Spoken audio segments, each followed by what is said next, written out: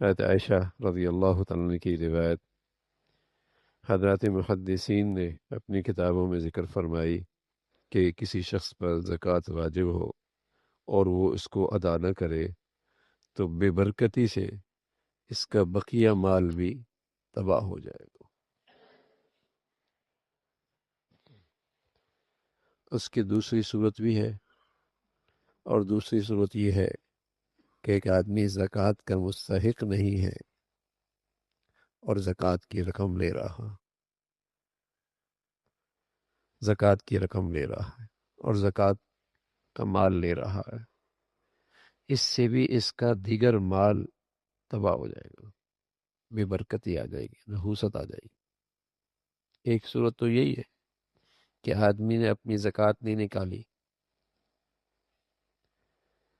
یا نکالی تو پوری نہیں نکالی، دودھ کی بالٹی میں 1 کلو کے برابر آ کر پیشاب ڈال دیں یا 1 قطرہ ڈال دیں تو دودھ کی پوری بالٹی گندی ہو جاتی ہے۔ زکوٰۃ پوری کی پوری ادا نہیں کی یا کچھ ادا نہیں کی، اور جو نہیں ادا کی جب وہ دیگر مال کے ساتھ مل جائے گی تو اس کی برکت اور نحوست سے وہ دوسرا مال بھی برباد ہو جائے گا۔ اور یہ اللہ کے نبی صلی اللہ علیہ وسلم نے فرمایا کہ ایسا ضرور ہوگا، الا اہلکت، ایسا ضرور ہوگا۔ اور میں نے عرض کیا کہ اس کی دوسری صورت بھی ہے کہ ایک آدمی زکوٰۃ کا مستحق نہیں ہے اور وہ زکوٰۃیں لے رہا ہے۔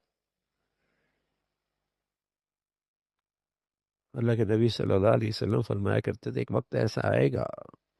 کہ آدمی کو کوئی پرواہ نہیں ہوگی کہ یہ مال میرے لیے حلال ہے، حرام ہے، جائز ہے، ناجائز ہے، میرے لیے یہ صحیح ہے یا غلط ہے، بس آنا چاہیے، کہیں سے بھی آئے، گنتی بڑھنی چاہیے، گنتی بڑھنی چاہیے۔ لا یبال المرء اخذ من الحلال ام من الحرام، اسے پرواہ ہی نہیں ہے، حلال ہے حرام ہے، اسے تو پیسہ ملنا چاہیے، کوئی اس کی فکر نہیں ہے اسے۔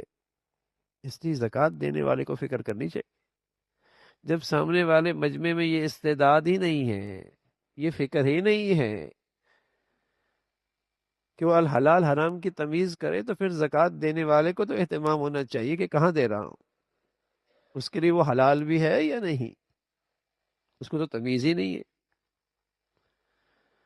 تو زکوٰۃ صحیح ادا نہیں کی تب بھی اس کا مال خطرے میں، صاحب مال کا، اور اس نے اپنی مال بیچ میں چھوڑ دیا۔ یا یہ کہ مال جو سامنے والا ہے وہ زکوٰۃ کا مستحق نہیں ہے اور وہ زکوٰۃ لے رہا ہے، تو یہ خطرے کی بات ہے۔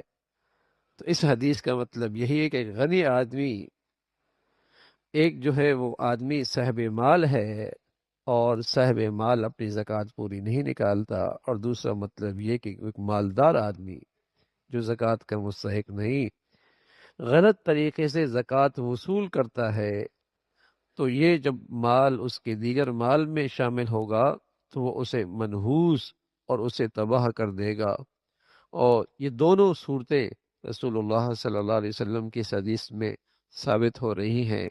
کہ ان دونوں کے لیے یہ گناہ اور اس کے مال کو تباہ کرنے والا ہے۔